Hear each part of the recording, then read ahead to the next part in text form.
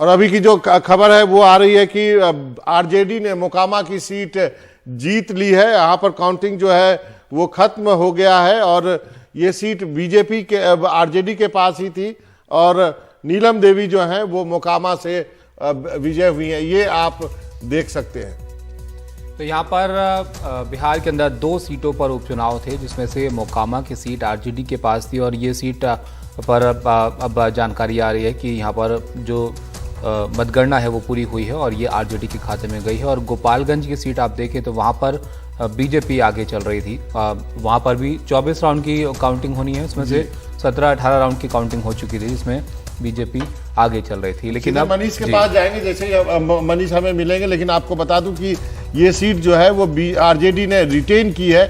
ये seat RJD की ही थी। मोकामा से जो है नीलम देवी जीती हैं, अनंत सिंह की पत्नी है और वो सीट उन्होंने रिटेन की है। यहाँ पे हम कुछ देर पहले मनीष से भी बात कर रहे थे तो उनका भी कहना था कि आरजेडी को ये सीट जो है रिटेन करने में दिक्कत नहीं होगी क्योंकि ये उनकी सीट है। उसी तरह गोपालगंज की सीट जो है वहाँ पे बीजेपी आगे है, बीजेपी भी वो सीट रिटेन कर रही है। लेकिन मनीष के पास सीधे चल सकते हैं। मनीष, मोकामा का रिजल्ट आ गया है। इसकी औपचारिक घोषणा होनी बाकी है। मनोरंजन, अभी कुछ देर पहले मेरी जो बातचीत हुई तो वहां से जितने भी बीजेपी के पोलिंग एजेंट हैं या आरजेडी के एजेंट हैं वो निकल रहे हैं। ये मार्जिन अभी इसकी घोषणा नहीं हुई है, लेकिन ये करीब 15,000 के आसपास के लिए करीब 15,000 के आसपास का वोटों का अंतर रहेगा। और एक आप कह सकते हैं कि आरजेडी या अनंत सिंह एक बार फिर इस सीट पर अपना कब्जा बरकरार रखने में कामयाब हुए हैं। ये एक तरह से आप कह सकते हैं कि प्रत्याशित था, इसके बारे में बहुत ज़्यादा सस्पेंस नहीं था। हालांकि बीजेपी ने यहाँ पर प्रचार प्रसार में कोई कसर नहीं छोड़ी थी। आपने देखा होगा कि अंतिम समय में केंद्रीय गृह मंत्री अमित शाह ने बात करके चिराग पासवान को प्रचार में उतारा था, क्योंकि उन्हें मालूम था कि चिराग पासवान अगर प्रचार में आएंगे तो हो सकता है कि यहाँ पर बाजी पलट जाए। लेकिन ये दांव उनका शायद काम नहीं किया। लेकिन साथ ही साथ मैं आपको बता दूं मनोरंजन की गोपालगंज की सीट, वहाँ भी जो रुझान है वहाँ भी अब 2 से 3 राउंड की जो काउंटिंग है वो होनी बाकी है। ये सीट भी लग रहा है अब तक के रुझान से कि बीजेपी इस सीट को रिटेन करने में कामयाब रहेगी। बीजेपी जो 2005 नवंबर से जीत रही है ये सीट, एक बार फिर इस सीट पर उसका कब्जा रहेगा।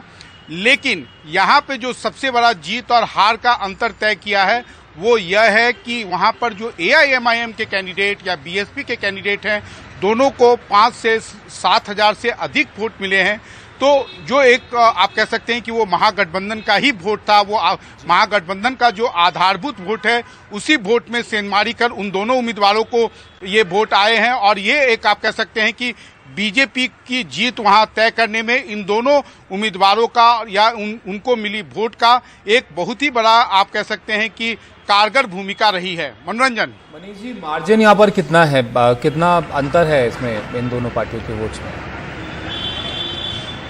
अभी गोपालगंज में अभी भी काउंटिंग जारी है गोपालगंज में। लेकिन जो आरजेडी के नेता हैं वो भी मान रहे हैं, जो निजी बातचीत में वो मान रहे हैं कि जो अब तक के रुझान है उससे ये नहीं लग रहा है कि वहां पर आरजेडी इस सीट को जीतने में कामयाब रहेगी। क्योंकि उनका ये कहना है कि उन्हें ये उम्मीद थी कि कम से कम बीएसपी और एआईएमआईएम के उम्मीदवार को अगर 5,000 से कम वोट आता है तो शायद ये सीट वो जीत सकते थे। लेकिन अभी तक उन्हें 5,000 से अधिक वोट मिल चुके हैं, जिसके कारण उन्हें लग रहा है कि ये सीट एक बार फिर बीजेपी ही जीतेगी।